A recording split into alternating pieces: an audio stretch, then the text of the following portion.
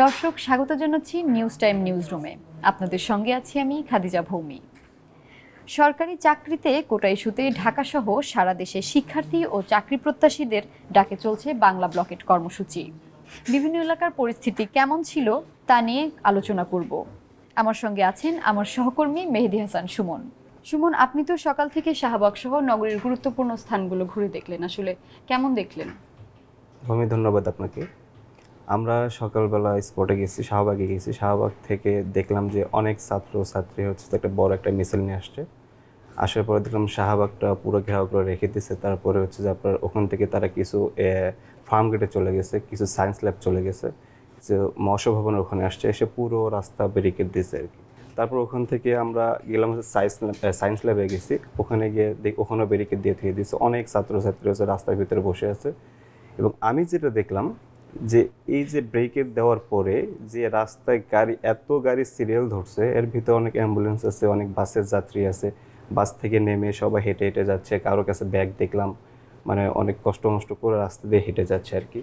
আমি একটা বাসে উঠছি, বাসে ওঠার পরে এক ড্রাইভারের সাথে কথা বললাম। সে বললো যে ভাই দেখেন এই যে অবস্থা, আমি 2 ঘন্টা ধরে এখানে বসে আছি। 2 ঘন্টায় বসে থাকার পরে আমার যত যাত্রী ছিল সব নেমে গেছে, এবং আমার যে ভাড়াটা উঠছে তার থেকে বেশি টাকা দিতে হয়েছে তাদেরকে আমার।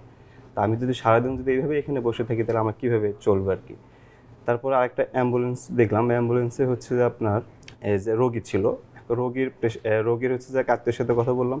সে বললো যে ভাই আমি 2 ঘন্টা ধরে এখানে আটকানো আছি, আমি বাড়িতে যাব, আমি 2 ঘন্টা ধরে এখানে, আমি কীভাবে বাড়িতে যাব। আর একটা রিক্সাওয়ালাকে দেখলাম শাহবাগ মোড়ে আর কি। সে যে শিক্ষার্থী যারা আন্দোলন করতেছে এদেরকে অনেক রিকোয়েস্ট করছে, হাত জোর করে বলছে যে ভাই আমাকে একটু ছেড়ে দেন, আমি যে টিএসসিতে যাব। কোনোভাবেই তারা যেতে দিচ্ছে না।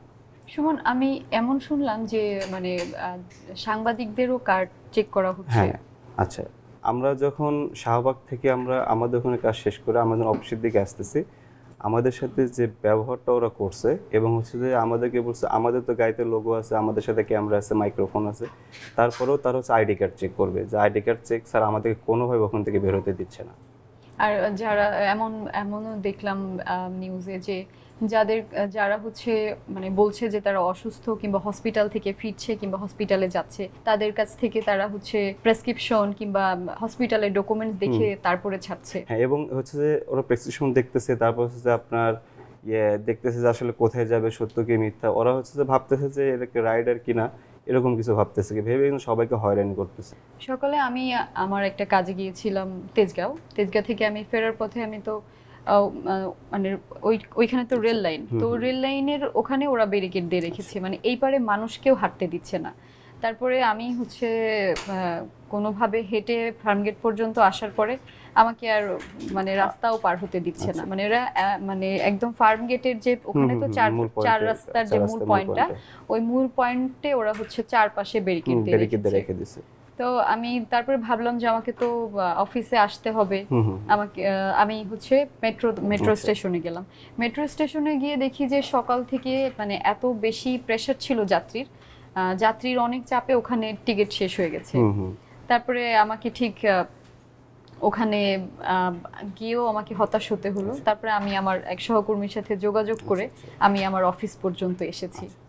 আর আমিও যেটা পাইছি আর কি, সেটা যে অনেক লোকের সাথে কথা বলছি, যে তারা কেউ শ্যামলী থেকে হেঁটে আসতেছে, কেউ গাবতলী থেকে হেঁটে আসতেছে, এদিকে কেউ মহাখালী থেকে হেঁটে আসতেছে।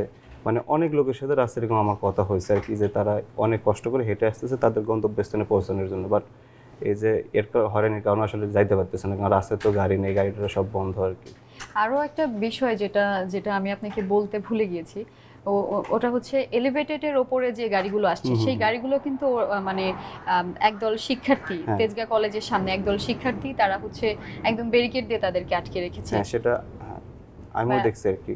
হ্যাঁ, ওনাদেরকে একটা গাড়ি দেখলাম যে ওই গাড়িটা খুব সাহস করে বের হয়ে আসছে, তখন শিক্ষার্থীরা গিয়ে পুরো গাড়িটাকে ঘেরাও করে ধরছে। তখন ওই গাড়িকে বলতেছে আপনি কি কোথা থেকে আসছেন কিংবা কি।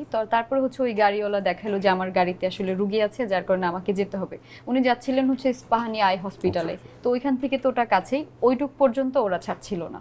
আমিও যেমন সায়েন্স ল্যাবে গেলাম, ওখানে গিয়ে সেম অবস্থা দেখছি যে রাস্তার মাঝখানে সবাই ছাত্রছাত্রী সব রাস্তার মাঝখানে বসে পড়ছে আর কি। সুমন, আপনি জানেন যে হাইকোর্টের রায় স্থগিত করেছে আপিল বিভাগ, কিন্তু আন্দোলনকারীরা এখনো কর্মসূচি অব্যাহত রেখেছে। দর্শক, এই ছিল আমার কাছে সবশেষ। পরবর্তী আপডেট পেতে চোখ রাখুন নিউজ টাইমের পর্দায়। ধন্যবাদ সবাইকে।